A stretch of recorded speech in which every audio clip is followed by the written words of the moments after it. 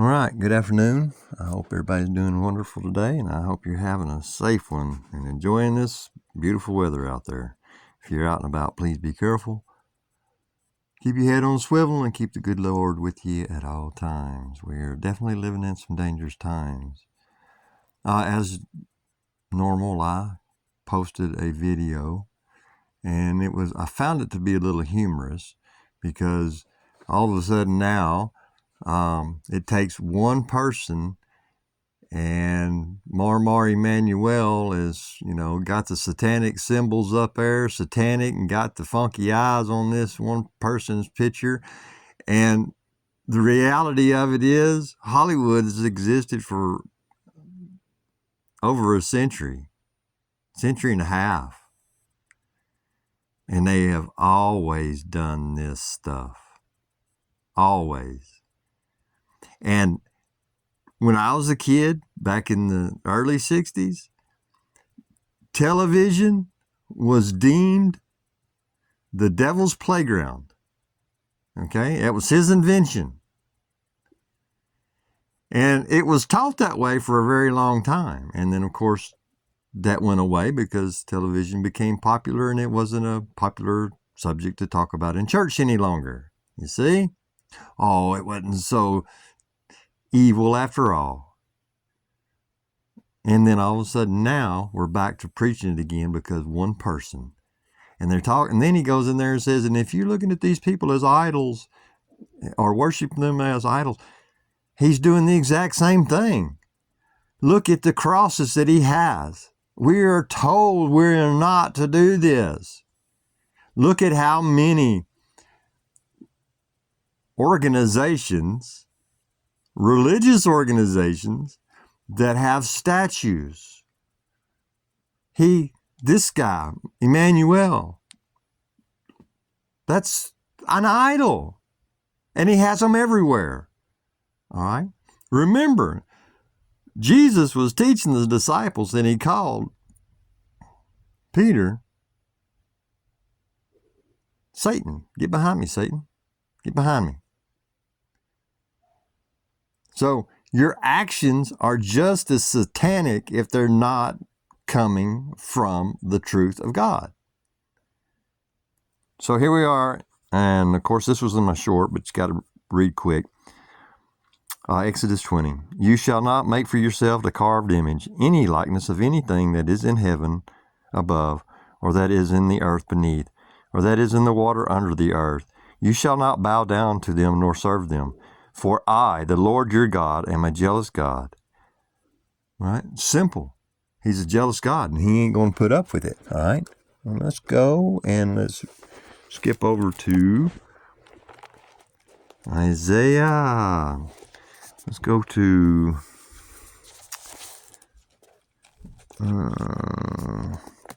Isaiah. Pretty good little read here. Isaiah 44:9. Those who make an image, all them are useless. All of them are useless. They are their own witnesses.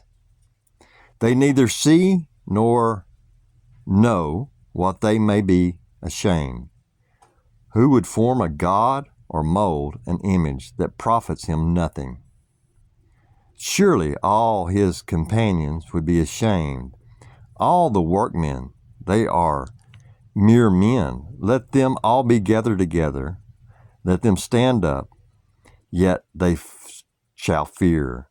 They shall be ashamed together. The blacksmith with the tongs works on one in the coals, fashions it with his hammer, and works it with his strength of his arms.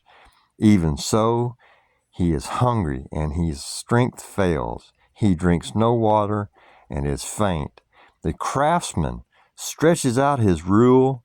He marks out with chalk. He fashions with a plane.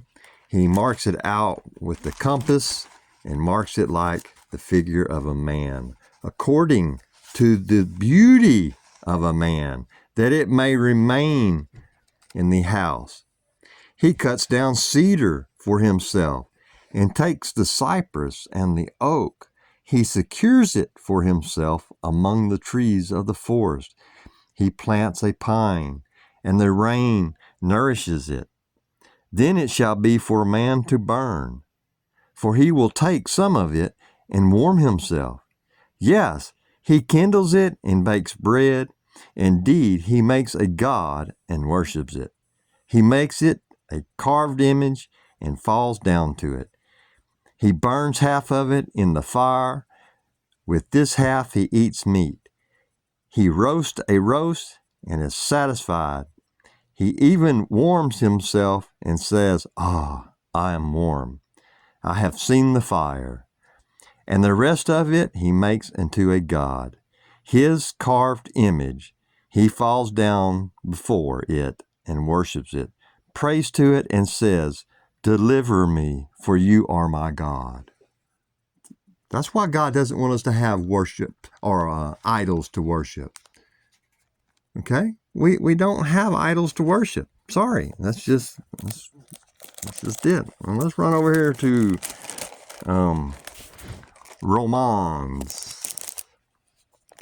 Let's go to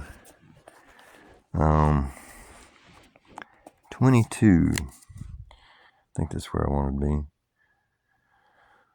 These men that make these God that honors them and stands up before you now today, after the stronghold that has taken over our world. See, the stronghold's already here. It's already here, y'all. And that's what aggravates me, that some of you are just letting go and you're thinking, oh, well, it's no big deal. It is a big deal. The stronghold is already taken. There's no stopping it now. Had the church stood their ground back in the 60s when this came out and kept it from happening, there might have been a chance that our generation would never see this. But guess what? It's not up to us. And we definitely do not worship idols. Let's look at here. Professing to be wise, they became fools and changed the glory of the incorruptible God into an image made like corruptible man, and birds, and four-footed animals, and creeping things.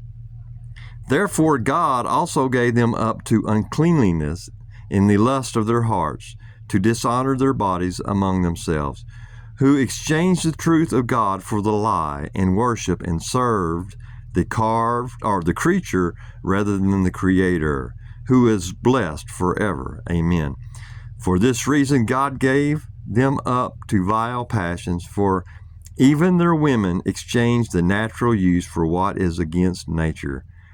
Likewise, also the men, leaving the natural use of the woman, burned in their lust for another, men with men, committing what is shameful, and receiving in themselves the penalty of the error which was due. Do you understand? This is how depravity took hold. And this is how these people were able to do what they've done and get away with it for as long as they've done. And they're still getting away with it. There's nothing that's changing. So what? You got one or two apples. You caught them. Okay. Well, they're just the apples. They came off the tree. And if the church, again, had stayed in their teachings from the original, we may have curbed this. You know, back in my day, television didn't run 24/7. Back in my day, you had to dress appropriately. You couldn't do certain things on television. And that all went away. And then this all became acceptable. See, you can't blame the children nowadays, Marmar Emmanuel. You can't. All right, let's run over to, where do I want to go to? Let's go to Psalms 115. Not unto us, O Lord, not unto us, but to your name give glory. Because your mercy, because of your truth. Why should the Gentiles say, so where is their God? But our God is in heaven. Our God is in heaven. He does whatever he pleases. Their idols are silver and gold. Oh, silver and gold, gold cross on the wall, in the hands, on your hat, hundreds of them on your hat, clothing, okay. Kind of seems to fit there. The work of man's hands. Yeah, that's somebody embroidered all that. They have mouths, but they do not speak. And he's talking about these idols. He's talking about these crosses. He's talking about these statues. He's talking about them fancy podiums and these fancy buildings. He's talking about anything under the sun that's made an image of, in the likeness of anything in heaven or earth. And you bow down to it. They have mouths, but they do not speak. Eyes they have, but they do not see. They have ears, but they do not hear. Noses they have, but they do not smell. They have hands, but they do not handle. Feet they have, but they do not walk. Nor do they mutter through the throat. Those who make them are like them. So is everyone who trusts in them. Oh, now, I'm no scholar. I'm no theologian here, but it's made pretty well clear and has established the point that anything that you bow to and you worship and you submit yourself to is evil. Is evil. So, just because you hear some fancy preacher standing up there starting to bark all of a sudden about what's going on in the world, what's going on in the world has been going on in the world for a long time. You know, this LGBT thing wouldn't have ever taken place if Christians hadn't have stood up or would have stood up back in the 90s. Yeah, back in the 90s. If y'all would have, but you know what y'all said? This is, and I know a lot of you weren't around, and some of you wouldn't have known this because you weren't in the church. But the church people were saying, "Oh, it'll never happen. It'll never happen. Let them march 2 million men down there. It'll never happen." They just turned a blind eye to it because they just let it go and they just kept on going. And now you see what happens. The government hands things out and they make it as easy as they can with free money and free welfare and everybody wants free health care, free this, free that, free energy, free. We want free. We want it now. We want it now.